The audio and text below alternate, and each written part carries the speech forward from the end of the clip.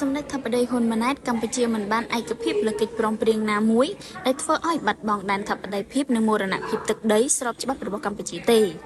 សម្ដេចធិបតីហ៊ុនម៉ាណែតនាយករដ្ឋមន្ត្រីបានលើកឡើងតាមបណ្ដាញសង្គមនៅថ្ងៃទី19ខែតុលានេះដើម្បីឆ្លើយទៅនឹងអធិប្បាយមួយចំនួនតាមបណ្ដាញសង្គមដែលបានលើកឡើងថាកិច្ចព្រមព្រៀងបាត់ឈប់បាញ់ថ្ងៃទី28កក្កដា2025កន្លងទៅគឺជាកិច្ចព្រមព្រៀងសន្តិភាពនាពេលខាងមុខគឺជាណូនឹងការធ្វើឲ្យកម្ពុជាបាត់ដីសម្ដេចធិបតីហ៊ុនម៉ាណែតបានយ៉ាងដូចនេះថាខ្ញុំសូមបញ្ជាក់ជូនពុកម៉ែបងប្អូនជនរួមជាតិដោយសង្កេតថាកិច្ចព្រមព្រៀងបាត់ឈប់បាញ់28កក្កដា2025គឺនិយាយអំពីលក្ខខណ្ឌនិងក្រមប្រតិបត្តិនានាដើម្បីបញ្ជាកុំឲ្យមានការបាញ់គ្នាឡើងវិញ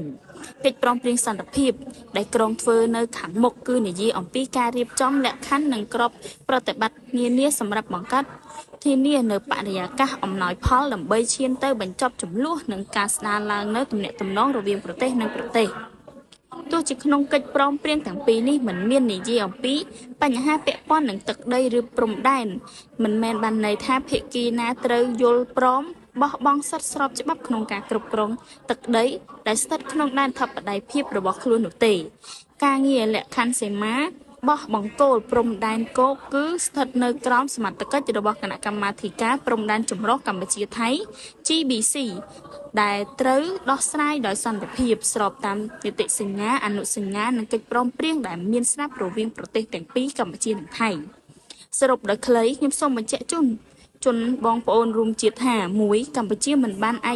កភាពលើកិច្ចព្រមព្រៀងណាមួយដោយរាល់កិច្ចព្រមព្រៀងបាត់ឈប់បាញ់28កក្កដា2025និងកិច្ចព្រមព្រៀងសន្តិភាពដែលក្រុងចុះហត្ថលេខានៅពេលខាងមុខនឹងធ្វើឲ្យបាត់បង់ដែនធិបតេយ្យនិងមរណភាពទឹកដីស្របច្បាប់របស់កម្ពុជាទេ2រដ្ឋាភិបាលកម្ពុជាមិនបានផ្លិចឬបោះបង់កាតព្វកិច្ចនិងសិទ្ធិស្របច្បាប់របស់ខ្លួនក្នុងការពារដែនធិបតេយ្យភាពនិងមរណភាពទឹកដីកម្ពុជាដែរ